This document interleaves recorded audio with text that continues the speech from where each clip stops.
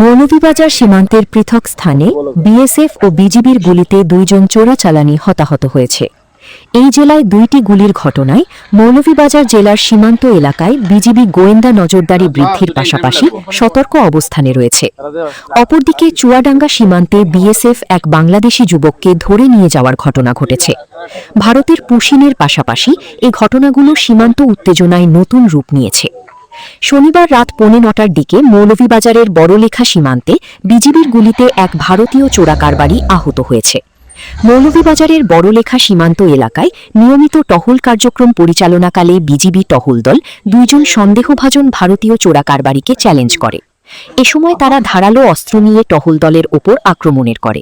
আত্মরক্ষার্থী ও পরিস্থিতি নিয়ন্ত্রণের জন্য বিজিবি সদস্যরা ফায়ার করলে একজন চোরাকারবারি আহত হয়। আহত ব্যক্তিসহ অপর চোরাকারবারি ভারতে পালিয়ে যায়। বিজিবির জনসংযোগ কর্মকর্তা মোহাম্মদ শরীফুল ইসলাম স্বাক্ষরিত এক প্রেস বিজ্ঞপ্তিতে এ তথ্য জানানো হয়। অপরদিকে শুক্রবার সন্ধ্যায় মৌলভীবাজারের কুলাউড়া উপজেলার দত্তগ্রাম বিওপি সীমান্ত এলাকায় আব্দুল মজিদ সহ একদল চোরাকারবারি ভারতের অভ্যন্তরে প্রবেশ করে। এ সময় বিএসএফের গুলিতে আব্দুল মজিদ নিহত হন এবং বাকিরা পালিয়ে আসেন। ঘটনার পর মরদেহ ভারতের অভ্যন্তরে থাকায় তাৎক্ষণিকভাবে উদ্ধার সম্ভব হয়নি। পরে বিজিবি ও বিএসএফের মধ্যে পতাকা বৈঠক সহ বিভিন্ন পর্যায়ের যোগাযোগের পর প্রায় 25 ঘণ্টা পর নিহতের মরদেহ বাংলাদেশ কর্তৃপক্ষের কাছে হস্তান্তর করা হয়। এ সময় বিজিবি সদস্য ও পুলিশ উপস্থিত ছিলেন। গতকাল শনিবার সন্ধ্যায় দর্শনা গেদে আন্তর্জাতিক চেকপোস্ট সংলগ্ন সীমান্ত এলাকায় জুলফিকার নামে এক বাংলাদেশি যুবককে আটক করে মারধর করতে করতে ভারতীয় ভূখণ্ডে নিয়ে যাওয়ার অভিযোগ উঠেছে ভারতের সীমান্তরক্ষী বাহিনী বিএসএফের বিরুদ্ধে। স্থানীয়দের দাবি, শনিবার বিকালে কয়েকজন সঙ্গীকে নিয়ে সীমান্তবর্তী এলাকায় খুঁড়ি কুড়াতে এ সময় দর্শনা গেদে আন্তর্জাতিক চেকপোস্টের মাঝামাঝি এলাকায় অবস্থানকালে গেদে বিএসএফ ক্যাম্পের সদস্যরা তাকে ধাওয়া করে আটক করে। তার সঙ্গে থাকা সঙ্গীরা পালিয়ে যেতে সক্ষম হয়।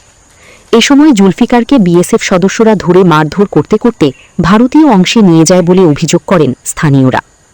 চুয়াডাঙ্গা 6 বিজিবি ব্যাটালিয়নের অধিনায়ক লেফটেন্যান্ট কর্নেল নাজমুল হাসান জানান, জুলফিকার দর্শনা গেদে সীমান্তের রেল লাইনের পাশে ভারতীয় অংশে থাকা নিরাপত্তা বেষ্টনী কাটার চেষ্টা করছিল।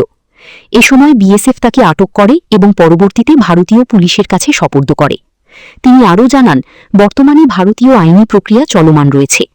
আইনগত কার্যক্রম সম্পন্ন হওয়ার পর তাকে বাংলাদেশে ফেরত পাঠানো হবে। আমাদের সীমান্ত সেক্টরের আওতাধীন আমরা 52 বিজিবি প্রায় 114 কিলোমিটার সীমান্ত জুড়ে দেশের বর্তমান সার্বিক পরিস্থিতিতে সীমান্তে অবৈধ অনুপ্রবেশ এবং পুশিং ঠেকানোর জন্য সর্বদা কাজ করে যাচ্ছি। দিনে এবং রাতে আমাদের এক্সটেন্সিভ পেট্রোল হচ্ছে, আমাদের ভিজিলেন্স সার্ভিলেন্স বেড়েছে এবং আমরা আমাদের স্থানীয় জনসাধারণ যারা রয়েছে তাদেরকে সাথে নিয়ে যে কোনো অবৈধ অনুপ্রবেশ ঠেকানোর জন্য আমরা প্রস্তুত রয়েছি।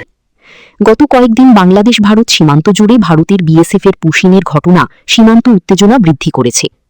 এর মধ্যে শুক্র থেকে শনিবার এই 24 ঘণ্টায় মৌলভীবাজার ও চুয়াডাঙ্গা সীমান্তে গুলি ও যুবককে বিএসএফের ধরে নিয়ে যাওয়ার ঘটনায় উত্তেজনার পারদ আরও বাড়িয়ে তুলেছে। বাংলার গেজেটের বিশেষ প্রতিবেদন।